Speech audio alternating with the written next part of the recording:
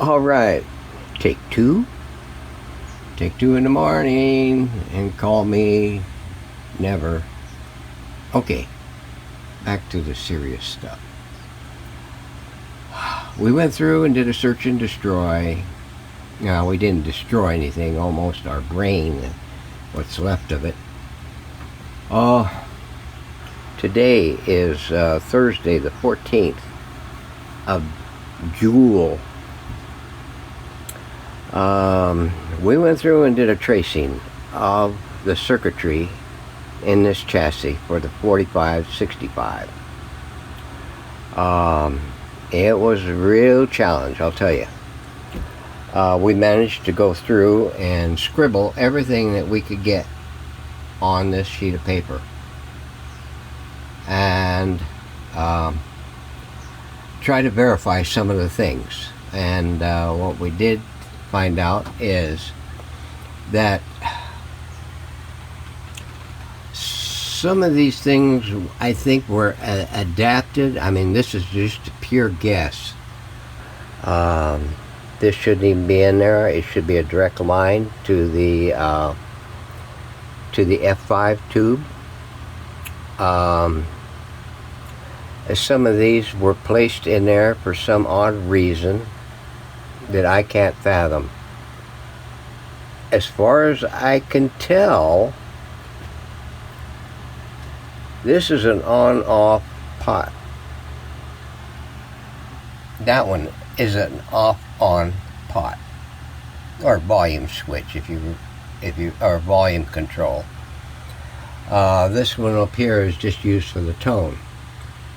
The off-on portion is abandoned. It's just not. They didn't utilize it. So apparently they either tried to clean the old pot that was in there, because it has a big base on it, you know, like the old Philcos had, and I think they probably went to clean it and damaged it. I can't imagine anything else. I've done the same thing without at least going in and verifying that you ain't going to destroy the gizzy ring in the pot with any cleaners. I did that on a couple of radios. Went to shoot cleaner into it, and then the pot wouldn't work. So I'm guessing this is probably the situation on this one. They put this in there, and I don't know what the purpose of this is. It should be a direct line to the F5 tube. So that there was probably figured out. This loose end right here to the antenna coil, I believe, goes to the D terminal on the back of the radio for the antenna. There should be a shorting link in here that is not there anymore. And I'm guessing they just decided to leave it undone, because, like I said before in the earlier video, they probably figured, well, we never use it anyway because there's nothing that we can understand on shortwave. Well, okay, I'll give them that.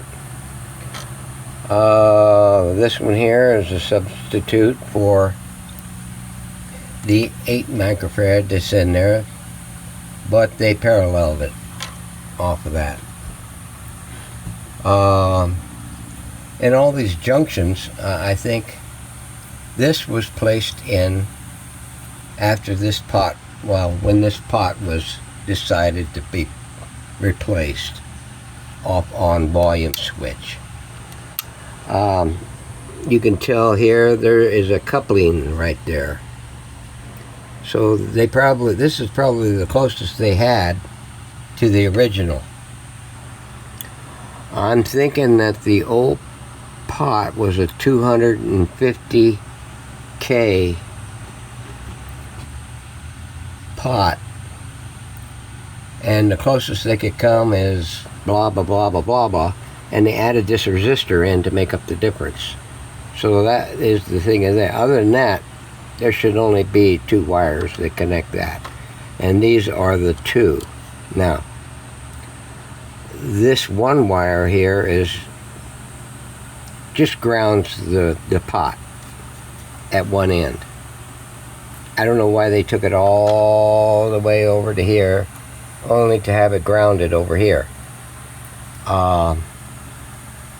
Since it's twisted up, I'm guessing that it's to eliminate any infiltration of signal on its way to the other side. Other side.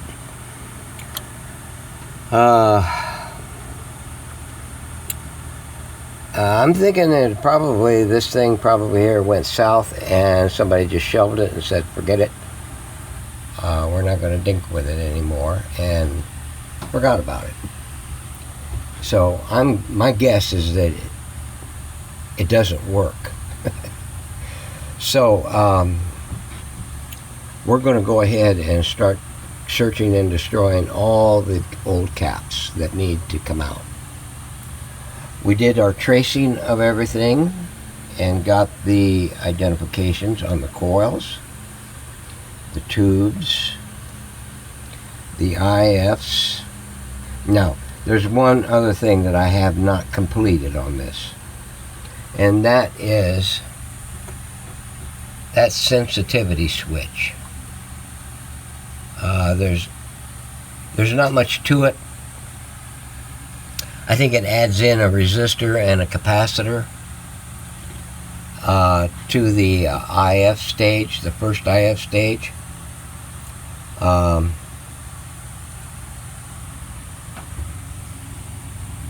It is shown in sharp position, so I'm guessing, like the old Grundig that I did, it had a selectivity switch for sharp and broad. So I'm guessing it's a sharp, broad setting on a thing, and all it does is switches in and out resistor and capacitor. Excuse me, my horse is back. Okay, now we managed to get the band switch figured out, because I don't know, on here it's a little difficult to follow these ones on the schematic unless you've dealt with them and gone in and found and worked out the nuts and bolts on the thing, because sometimes what you're looking at isn't what is real. I mean, this is just a design situation. This is real world, existing, actual. So I went in there and made up the front, the medium, and the rear, and the contacts on them, just like I did for the Philco and just like I did for the Zenith, along with the with all the coils. This here just shows the connections on the wafer switch for the band selector, and the interconnects to the other two that I didn't get on this one, because all of this happens right in here, and I needed some fudge factor in order to get it fit in there, so I did the separate sheet on it. But I was intrigued with, once I started doing two of these, if you noticed here, one goes to L2H, one goes to L4D, L6H, well, L2, L4, L6, front medium, and this one, all of these off of this center wafer goes to the L4 coil. All the ones on the front wafer go to the L2 coil. All the ones on the back wafer go to the L6 coil. And if you see here, L2H, L3-3, L5-4, L5-3, L3.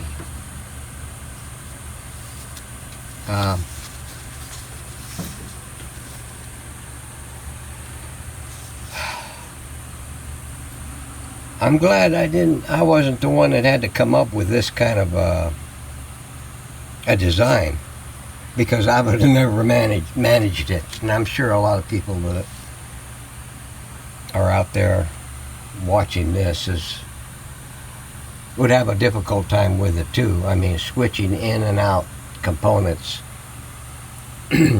utilizing the same connection points, just switching them with a wafer. So anyway, we got that. To wind this up, we're going to go ahead and start jumping into this and cleaning it up. I found somebody on Antique Radio Foreman, this is about 3 years old, that he did one. And look how clean that looks. I mean, what the hell were they thinking? Man. But this one here is going to look as good as that one when it's done, hopefully. We got a lot of stuff to get done. Well, obviously you can guess what my thinking is. Since I went this far, I'm going to be pulling this darn switch out of there.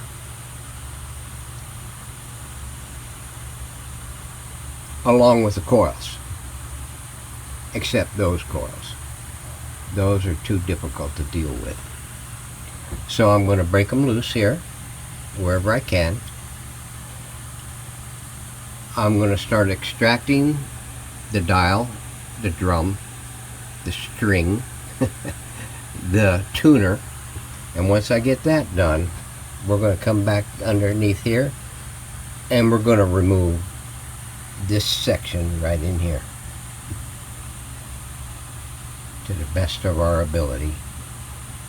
So